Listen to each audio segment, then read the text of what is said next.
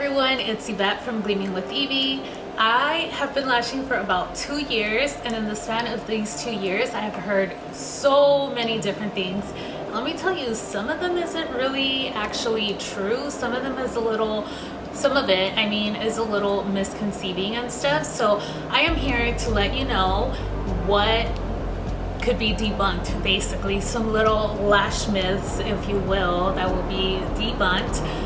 It's so crazy that in 2 years, like last year around this time, I still considered myself a beginner. I don't quite consider myself a beginner anymore because I feel like I finally grasped onto the whole concept of lashing, but it has been a ride, you guys. I have had retention issues. I've tried a lot of things. I've tried different drying glues. I've tried different types of lashes. I tried it all. And so I can honestly tell you that I've learned a lot in this span. I know it's only 2 years and it doesn't sound like much, but I have struggled. And with struggling in general, you just learn different things. So I'm gonna go ahead and tell you guys my few lash myths. It's not many. If you're not yet, please make sure to go subscribe down below to my channel so you can see a lot more of these types of videos. I do facials, I do lashes, and so that's what you're gonna be seeing a lot on this channel. I also do brow laminations, but I don't have many of that going on. My main focus is definitely skincare and lashes, so you're gonna be seeing a lot more of that here. So if you're into any of that, make sure to subscribe down below so you can see a lot more of these videos. So yeah, let's go ahead and get this going. All right, so my very first lash myth, which is actually something that I feel like even clients believe, but like, let me just tell you, it isn't true.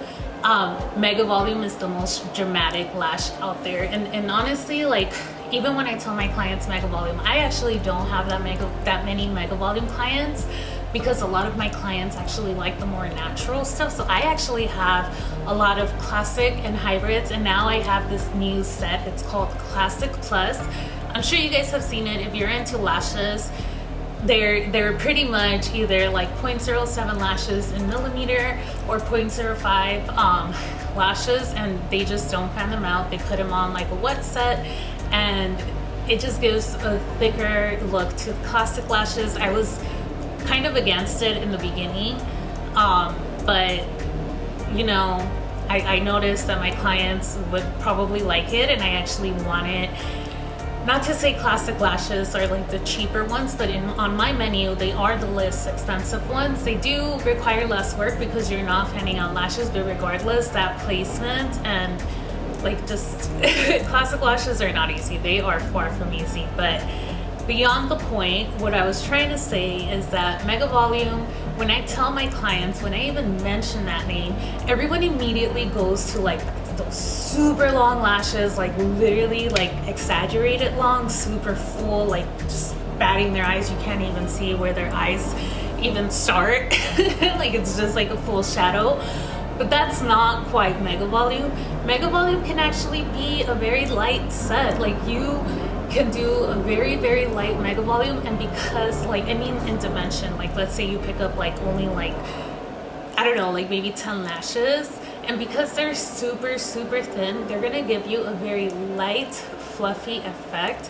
And I mean light, like they're not gonna be super dark because the lashes are very thin. They're just gonna look very light and fluffy and just super cute, honestly. So mega volume does not always equal to super dramatic. You can play them up or you can play them down. When someone tells me they want dramatic, I always ask them, okay, do you want fuller or do you want longer? Because people think of drama as something different. Sometimes even with my hybrid clients, they'll tell me like, I want more drama. So I'll tell them, okay, do you want to go up to volume, or do you want me to just add like some spikes and give you more of like a wispy effect, you know, like a strip lash, but still keep it on the lighter side? And so usually from there, like they'll tell you like, yeah, no, I want darker or no, I actually want longer, you know, whatever. Like they know what they want. You kind of just have to throw things out there. But anyway, mega volume, not always dramatic. The next one, fast drying glue will give you the best retention, because something that is always said is that the faster the drying glue is, the faster the glue dries, the faster it attaches, and so it just has better retention. This is not always true, and let me please grasp onto this, because it had me suffering with retention for so long. I want to say like almost a whole year I was struggling with retention because I thought I needed a faster drying glue. Where I work, it's pretty warm. It gets pretty warm in here. During the winter, it's like perfectly fine, but once the sun starts beaming, and I live in Los Angeles, which is pretty much all the time the sun is beaming out here, it gets pretty hot in here. And so that affects how fast your glue dries. So if you already have a fast drying glue and you are working in an environment that's causing your glue to dry even faster, whether it's having high humidity, whether it's having high temperature, or sometimes even just your humidifier is like right here, like your humidity in the room isn't that high, but your humidifier is right next to your working station, which is making everything dry fast.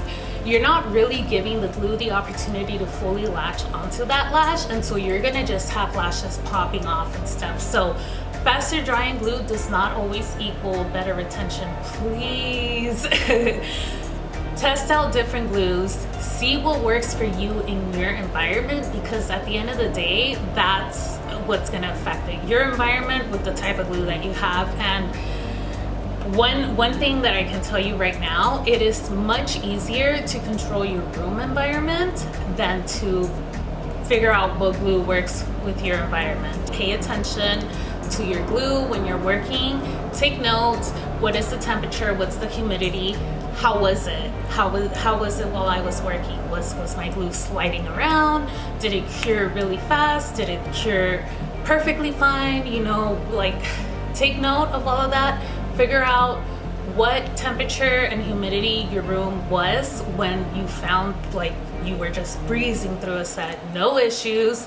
And typically that's going to be what you're going to want your room to be set at. So try to always keep it at that with whatever glue it is that you're working with, and it's just going to be so much better. But be careful, because again, from experience, I had horrible retention, and it's not because I was slow, you guys. Like I was working with glue rings. I stopped doing that. I don't do that anymore. But literally, I would have the lash isolated. I would have my fan ready to go, dip it and put it immediately on the eyelash, yet somehow these things were just drying too fast and everything was just popping off. And luckily, I have like a really nice client base, and I was fully transparent with them. You know, I would always tell them like, I'm struggling a little bit right now. I'm sorry if your retention is bad. Of course, if you need any touch-ups or anything, come back. And so the majority of them have stayed. I have lost clients. I'm not going to say I haven't, because I have, but I feel very blessed with the people that I do have who stuck around, because they're super loyal and they're super consistent and they're honestly very reliable. Just be careful, test out different glues. Don't think that just because it's a fast drying glue, it means that you have more experience. And don't think that just because it's a fast drying glue, you're going to get the best retention, because it's not always the case. And so before you go and struggle as much as I did, just please experiment. Don't feel discouraged if you're using a 2 to 3 second drying glue. It all depends in your room, your work environment. So pay attention to that, take note, figure out what works for you. Another lash myth that has to do with retention is that classic lashes have horrible retention, and I was a victim of this. Like I just told you guys, a lot of my clients actually get classic lashes, so I had to figure out my retention. I was like, dude, like there is no way you guys are gonna stick around if like all your lashes are always falling off. So yeah, classic lashes don't have the worst retention. You just have to use a little bit more glue, and you have to dip it a little bit deeper, or a little bit more than you would. I don't want to say halfway, like a little bit more than a quarter of the way for sure. Basically, what you want to have when it comes to classic lashes, you want to have enough of a, I'm gonna call it a sweet spot. It's not a sweet spot, but basically this is your natural lash. And let's say this is the extension, whatever. So you're gonna want to put glue on enough of the extension that it's gonna get a really good bond with that natural lash, rather than just, let's say you just did the tip, literally that's how much is hanging on to the natural lash. So the more coverage you get with it holding on to your natural lash, the better, because it has a bigger like grip spot, if that makes any sense. So no, classic lashes do not have worse retention. It just, the application is different. Same thing with volume lashes. You're not gonna dip a volume fan that deep into your glue. You're gonna dip a little bit less, but you're also gonna do what's called wrapping, which you can't do with classic lashes because you're only working with one lash. But when you're working with fan lashes, you're able to wrap that fan around the lash if you're working with handmade fans, not if you're working with pre-made fans. If you're working with pre-made fans, it's pretty much kind of like your classic lash application. But the thing with fans is that you don't want that glue to go up where your fan is already like fanning out. You want to keep it in like that little cone area, that little triangle at the very base, because that way your fan won't close out. You know, it's going to stay nice and fluffy, but it's still going to be able to latch on. But you definitely want to, when it comes to volume, you want to move it around so you can go ahead and wrap around the natural lash. But with classic lashes, what you want to do is actually use a little bit more glue. Like I said, there's this thing called like a micro dot with glue. If you work in like a little bit of a hotter environment, you do want to be able to get a little bit of a micro dot. This does not mean that you're using too much glue, but of course that dot has to be micro. It's not going to be a full-on bubble that you're going to put on their eyelashes. So please be careful if you do decide to do the micro dot method. It's just a little tiny dot that's going to be at the base of the classic lash. You want to just move it around on the lash, spread it, and then make sure that you fully latch that classic lash to your natural lash. You're going to get your retention. Basically, with classic lashes, you want to use enough glue. Okay? Which leads me to the next myth.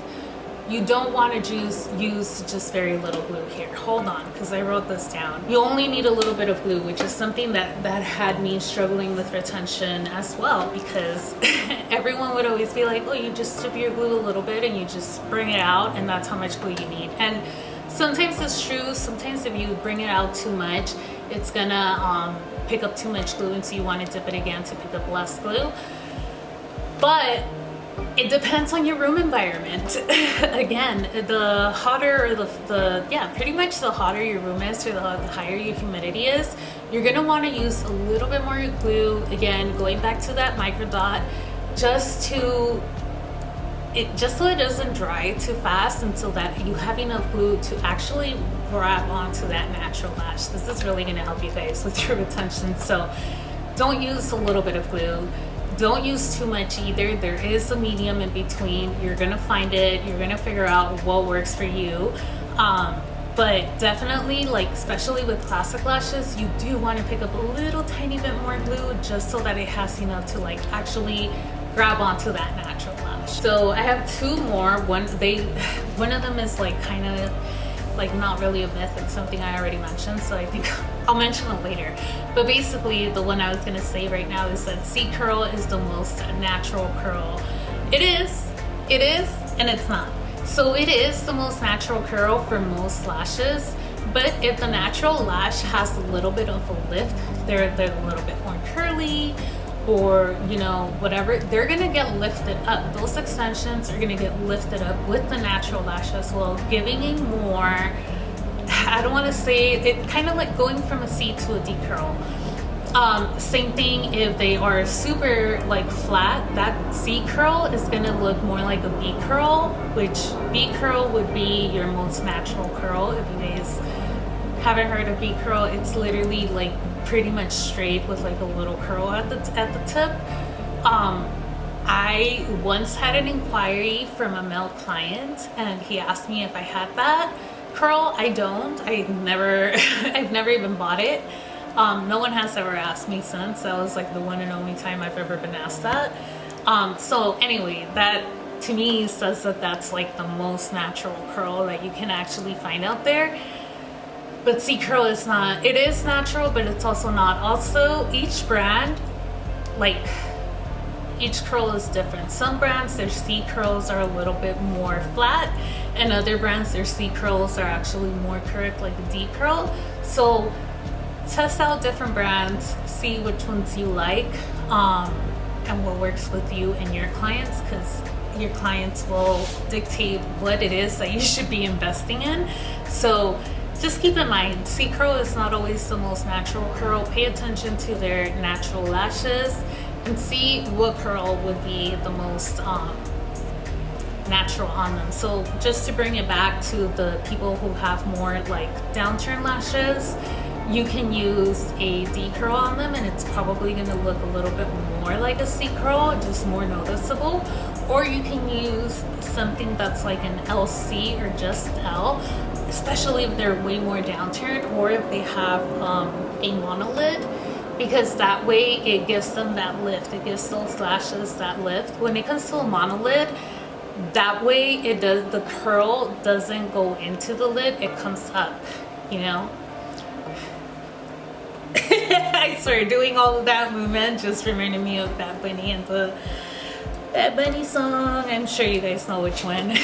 Anyway, that is it for today's video. That was my last lash myth. Hold on, the last one that I actually had is, if you're using a slower drying glue, you're a beginner. That is not true. That is far from true. Again, it just depends on your work environment. So if you are using a slower drying glue, do not get discouraged. Do not feel like, oh my god, I have no experience in using the slow drying glue. Like, no. You're using what works with you and your environment. So do not feel that because you're using a slower drying glue, you are an amateur or a beginner. Like, no, you're using what works with your environment and with you, you know. I'm gonna throw this in here because it's something that I keep telling myself. Everyone's journey is different. Everyone's work environment is different. Everyone's life is different. So just because someone else is using a 0.5-second glue does not mean that you have to too, okay? All right, that's pretty much it. I hope you guys enjoyed it. If you found this video helpful, make sure to subscribe down below, give it a like, and yeah, follow me on Instagram because I post a lot of cool videos on there too. And I'll be seeing you guys on the next one. Bye.